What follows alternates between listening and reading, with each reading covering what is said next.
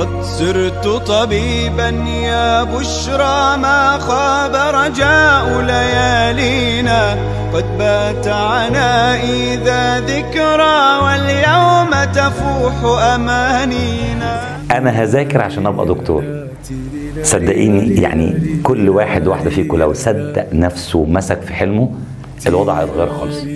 سيبك من المشاعر السلبيه، سيبك من صاحبك اللي يقول لك اصل انا ما بفتحهاش وهو مقطع الدنيا وانت مالكش دعوه بيه.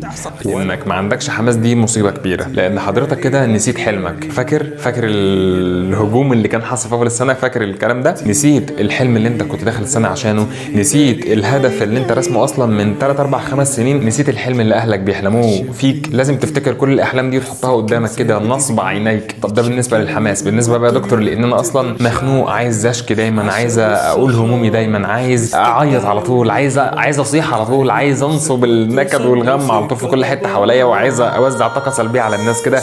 اعمل ايه؟ شوف يا سيدي، ما تشكيش لحد وما تسالش حد. عندك رب كريم، ربك اللي خلقك اساله، ربك اللي خلقك اشكي. حد عنده اي استفسار يا جماعه؟ عايز اديك نصيحه اخيره، يمكن برضو في ناس ممكن نبقى اخر مره نشوف بعض الفتره ديت على الاقل. اسمع يا قلبي لو سمحت، لوجه الله لوجه الله لوجه الله، بعد اذن حضرتك، لو احنا كلنا تكاتفنا عشان نخلي حضرتك احسن واحد في الحياه مش هنعرف، والله العظيم. ليه؟ لان انت مش هينفع تبقى احسن واحد في الحياه الا لما انت تقرر ان انت تبقى احسن واحد في الحياه. وهتقرر امتى؟ لما تبذل تضحيه تستاهل ده. معظم للاسف الطلبه هي طول الوقت بتحاول تدور على حلول تخليها ما تعملش التضحيه اللي هي عارفه كويس جدا ان هي لازم تبذلها، فطول الوقت عمال يسال ده ويروح على ده، حل يا جماعه. طب ويخش يصبر ضميره ويهدي ضميره كده عشان ما يأنبوش. طب امشي على جدول، طب امشي على خطه، طب اسال صاحبي، طب اجرب، طب ابدا من 1، طب ابدا من 2، طب ابدا الصبح، طب اذاكر بالليل، طب اذاكر المغرب، طب اذاكر العصر. كل ده هو عايز يمشي في اي طريق، ما هذا الطريق الوحيد اللي هو عارفه ان انا لازم اتعب. ومهما تروح لاي واحد عشان يعرض عليك حل، الحل ان حضرتك ايه؟ هتذاكر. طب ما تحللي الموضوع، ما انت هتذاكر. حله ان حضرتك هتتعب. الموضوع متعب، قلت لك الموضوع مقرف، ومش متعب بس، متعب. اي حاجه فيها ارهاق ذهني واي حاجه بتؤدي للنجاح هي حاجه متعبه، حاجه متعبه في الحياه. فما تبقاش بقى يجي الولد في الفتره دي يقول لك ما هي المشكله ان المدرسين كلهم بيضغطوا علينا، وكأن كل مدرس هو ما فيش غير مادته لوحده، كلهم بيكبسوا عليه. كل مدرس هو فاكر نفسه بيدي عربي بس، انا ما بدرسش غير عربي، فاكر نفسه ما باخدش الانجليزي، فاكر نفسه ما باخدش الا فيزياء، انا كيمياء. ايوه يا حبيبي انت بتاخد كل المواد صح، بس انا لو ضغطت عليك، تعالى نحسب الموضوع بطريقه مختلفه. هنفترض ان انا ضغطت عليك في العربي، وغيري ضغط عليك في الفيزياء، وغيري ضغط عليك في الكيمياء، انا موافق ماشي خلاص. انت لما اتضغط عليك عملت الحد الادنى اللي كان المفروض تعمله؟ يا ريتك. ده انت اتحججت عشان تتحجج ان المشكله مش فيك، وقلت المدرسين ضغطوا عليا، قلت انت عملت ايه؟ سبت كل حاجه. مش احنا المفروض ضغطنا فبنسبه زياده 30%، فانت تسيب 30% وتعمل ال 70 اللي هو الحد الادنى؟ لا، ده انا ضغطت مثلا. لو فعلا احنا ضغطنا، انا ضغطت، فانت عملت ايه؟ والله طب والله العظيم ماشي هوريك. الله انا ارحم احد.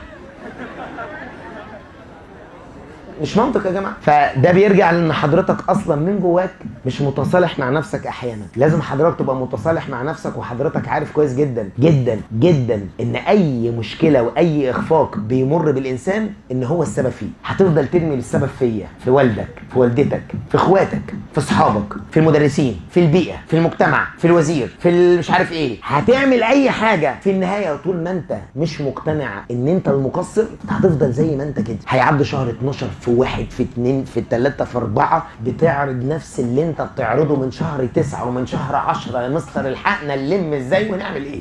لازم يا بابا قبل ما نتفاوض في اي حاجه تبقى انت معترف الاول ان في تقصير من عندك، لان لما تعترف ان انت مقصر ساعتها هتتقبل ان انت تقدم تضحيات عشان نعالج التقصير. لكن المشكله في الناس، روح بقى عالج الناس. هنفضل نتباكى ونتشاكى، وهو نفس الولد اللي بيفضل متشاكي وبكاء شكاء هو الولد ده اللي بيكبر شويه في الجامعه بيبقى بنفس الوضع، هو شويه اللي بيتخرج وبيشتغل بيبقى نفس الوضع. فيفضل يتكلم كده في وسط القعدات يقول لك فلان سبحان الله، واحد فلان ده كان فين وبقى فين، واحنا الواحد زي محلك سر. دنيا غريبه. مش الدنيا اللي غريبه، انت اللي غريب. انت اللي غريب اللي انت قررت تعيش حياتك مرتاح ومن غير ما تقدم تضحيات، وكمان تتعجب ان انت تفضل زي ما انت. ما دي حاجه منطقيه يا جماعه، حاجه منطقيه. انت كنت منتظر ايه؟ ان انت تكافئ على عدم تعبك؟ ده منطقي. فتقبل ده. لو انت مش قادر تقدم التضحيه دي، تقبل فكره الخساره، ان مش مهم بقى تجيلي اي حاجه، فعلا تبقى متقبل وراضي ان ده مش من حقك. مفهوم يا اساتذه؟ خلاص اتفقنا. نلقاكم على خير محاضره قادمه. سبحانك اللهم وبحمدك.